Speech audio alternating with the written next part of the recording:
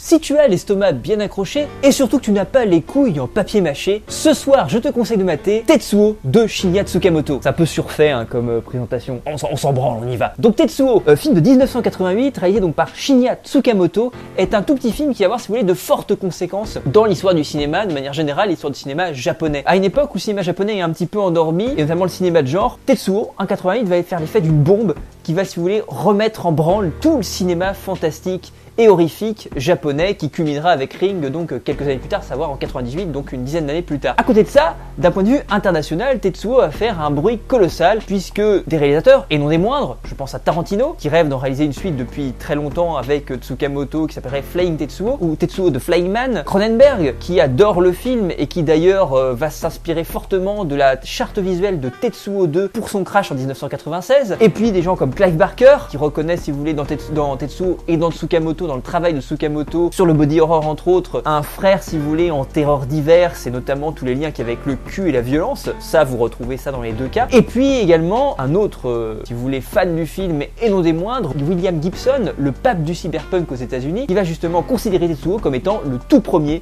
film cyberpunk. Donc Tetsuo, ça raconte quoi très rapidement? Ça raconte dans une sorte de monde post-apo. L'apocalypse a eu lieu, cependant, on ne sait pas vraiment de quoi il s'agit, si c'est une sorte d'apocalypse industrielle ou pas. Bref, toujours est-il que les hommes vont progressivement commencer à se changer en machines, à muter avec le métal. Leur corps va commencer à attirer tout ce qu'il y a autour d'eux de métallique et ça va se mêler avec les chairs et ils vont se transformer en véritables monstres. Donc si vous voulez, ici nous avons affaire à un pur kaiju ega dans une certaine mesure, puisque le film est adapté d'une pièce de théâtre. Shinya Tsukamoto avait créé ce qu'on appelle avant un kaiju théâtre, donc un théâtre de monstres, où se jouaient des pièces de théâtre avec des monstres. Donc, le premier film d'ailleurs s'appelle Denshukozo, qui est aussi l'adaptation d'une de ces pièces de théâtre avec un jeune garçon. C'était un court métrage qui se battait contre les vampires et qui voyait en fait un poteau électrique lui pousser dans le dos et qui lui permet d'avoir des super pouvoirs. Là pour le coup, nous sommes donc dans le second film si vous voulez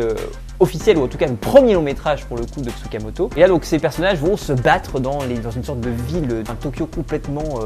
bouffé par le métal, bouffé par l'industrie et qui ressemble plus à grand chose, complètement déshumanisé. Et vous allez découvrir donc se battre dans ce cadre-là. Donc là ici vous avez affaire du pur kaiju ega, dans la pure tradition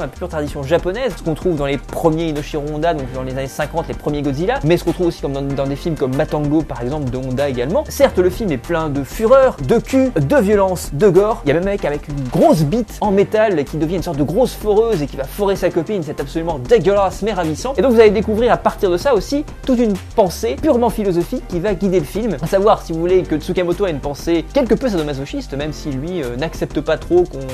considère ça comme sadomasochiste, mais considère que Tokyo est une ville déshumanisée, une ville qui me fait perdre contact avec mon corps parce qu'elle me masque par pléthore de divertissements ce qu'est le monde véritablement et surtout ce qu'est ma contingence d'être humain qui va un jour, et je vous spoil votre vie, vous allez mourir un jour, et juste Tsukamoto vous dit voilà, ça vous l'avez perdu de vue. Et justement, se transformer en monstre pour Tsukamoto est un retour aux pures sensations du corps, un retour par la souffrance mais aussi par le plaisir, puisque sans souffrance il n'y a pas de plaisir et sans plaisir il n'y a pas de souffrance, à votre corps et donc à votre contingence et donc à l'idée, si vous voulez, de profiter de la vie. Ce que dit Heidegger dans une certaine manière, c'est parce que vous savez que vous allez mourir que vous allez pouvoir établir un projet de vie, et un projet qui vous mènera, si vous atteignez le but ultime de ce projet, d'atteindre le bonheur. Donc si vous voulez, c'est un film qui est joyeux. Alors, encore une fois, c'est très particulier, c'est tourné en 16 mm, en noir et blanc donc, c'est très crade, il y a du stop motion, c'est fait avec des matériaux complètement dégueulasses. Moi ça me fait penser dans une certaine mesure à ce que fait Zwankmayer par exemple, qui est un auteur d'animation qui va travailler avec tout ce qui est un petit peu sale à droite à gauche, mais en même temps il y a plein de poésie. C'est un peu ça qu'on a chez Tsukamoto, c'est une sorte de grosse décharge avec plein de poésie, c'est dégueulasse, mais c'est aussi extrêmement jouissif. Et pour terminer, Tsukamoto vous dit la chose suivante en interview quand il parle de son film. Il dit que pour lui, quand vous serez face à Tsukamoto, quand vous serez face à son film, vous allez être déstabilisé, vous allez même souffrir, dit-il, puisque vous allez reprendre contact avec votre corps, mais une fois que vous aurez vu le film, vous serez